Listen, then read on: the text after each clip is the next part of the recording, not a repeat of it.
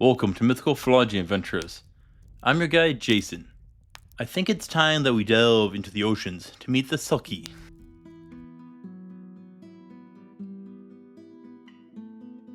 I want you to imagine that you are strolling along the seashore in the early morning. A light mist hangs in the air as you walk along. Your feet sink into the sand with every step. As you go, a song picks at your ears. Faint at first, but grows with time.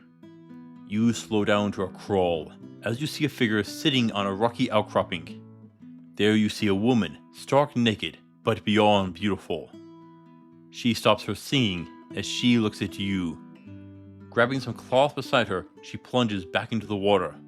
You rush after her, but find nothing but a seal, swimming away. The creature you see is called a Selkie, and comes from Celtic and Norse mythology. The word Selkie comes from the Scots. It means seal. Thus, they are known as the Seal Folk. You also see their name spelled Silkies, Silkies, or Selchies. They are a type of mammalian merfolk. Yes, they are definitely mammals, not fish. Seals in particular. Though they can come to land. How often will depend on the stories. Some say that it is only once every 7 years, but others are much more frequent. While on land, they are said to remove their seal's skin. Each Selkie has its own particular skin. Without it, they cannot return to the ocean. It must remain on land. And they can't use a different Selkie's hide. Now, there are several tales of men stealing the Selkie's seal skin and hiding it away in their house. In doing so, they can force the Selkie to be their wife, even have children. Yet these marriages are said to always be unhappy.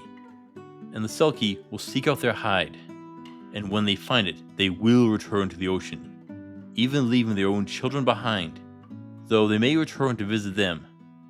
But that is again inconsistent. But it isn't just the Selkie women who are seducers, the men are just as bad.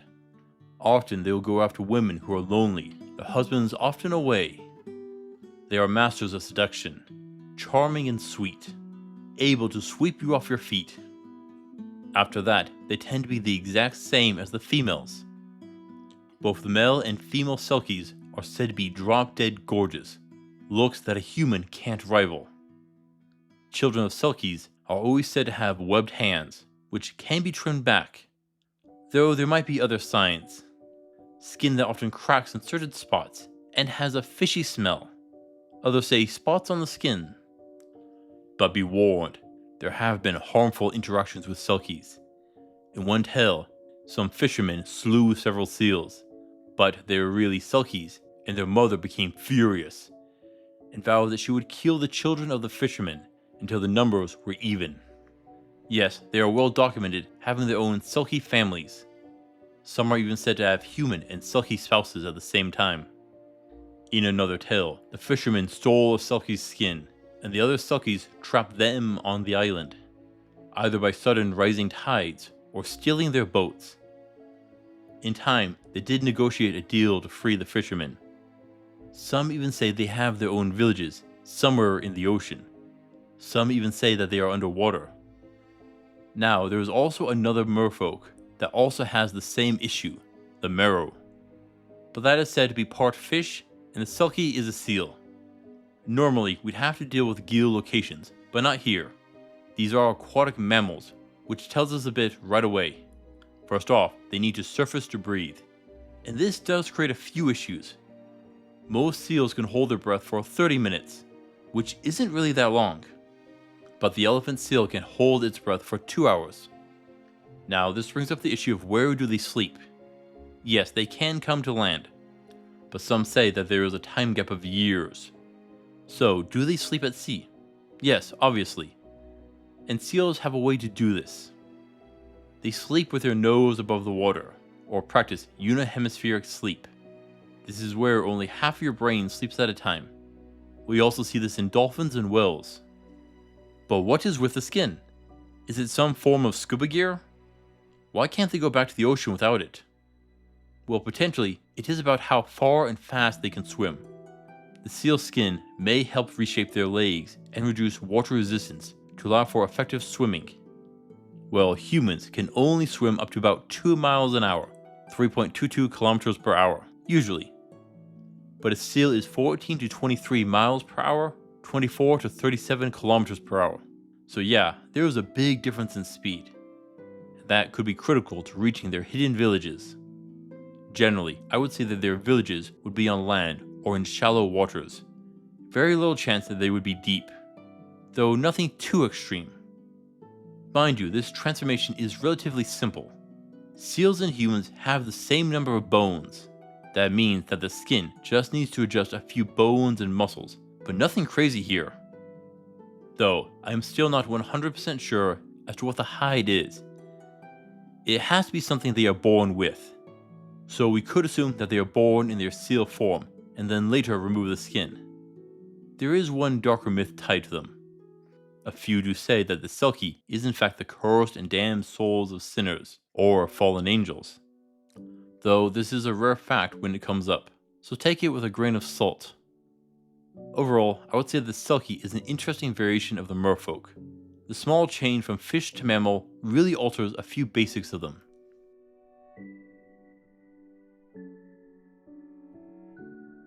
So what happens if you are in a fight against a Selkie?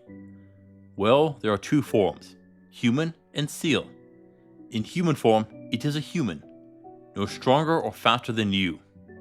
So it should be a fair fight. They are vulnerable to any weapon you have. If they had just removed their skin, they will be naked. So no chance of armor or weapons, unless they find and steal some. In the seal form, the fight will be in the water. So you'll either be on the shore or in a boat. With the latter, they could try flipping the boat, so be ready for that. A harpoon and net will be your best weapons here to be sure. As for your own protection, focus on mobility and something that you can swim in. It could bite you in its seal form, but most armor should protect you, unless it then drags you underwater. If that happens, you'll need to strike to free yourself. Be quick. But magic would help. If it is in the water, lightning and ice could be used to great effect. One for damage, the other to limit its mobility. However, there might be an issue. It doesn't appear in every tale, but a few do mention some control over water. Usually this comes as rising tides and floods. So if you can freeze the water, this shouldn't happen. And it is very unlikely that the fight will happen far inland. Some additional spells I would want are underwater breathing, a swift swim, or water walking. The first I would say would be the most important. But there is one thing here. What if you want to steal the hide? Here I would choose an invisibility spell and a powerful dashing ability to move quickly. Mage hands wouldn't hurt. There's no point in fighting here. Be quick, get in and get out.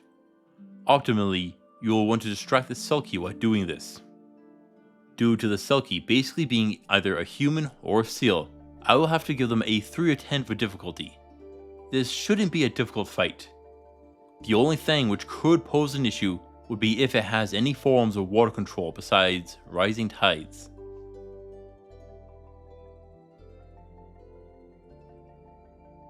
Now, would you want to marry a Selkie? Yes, you can marry them, but everything says that the marriages are unhappy, as the Selkie will always seek a way to return to the ocean. The sea is their true love. It is where they belong. You will never be your Selkie spouse's main goal. As soon as they get hold of their skin, they'll bolt, leave you high and dry and all alone. The only kindness that they will offer you is that they may stop to visit your children, though for you that is unlikely. Yes, they will occasionally, but it is rare.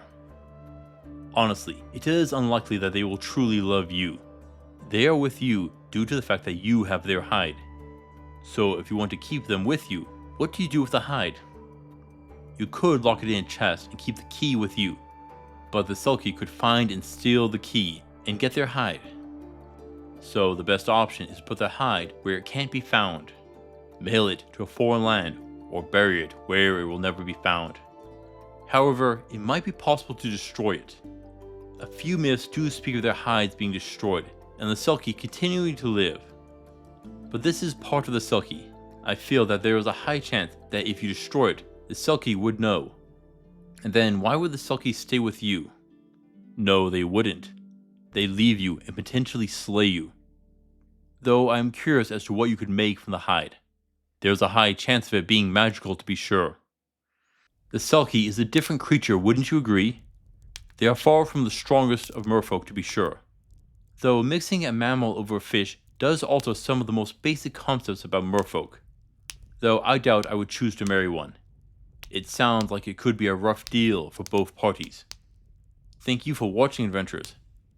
Until next time, I'll see you on the roads.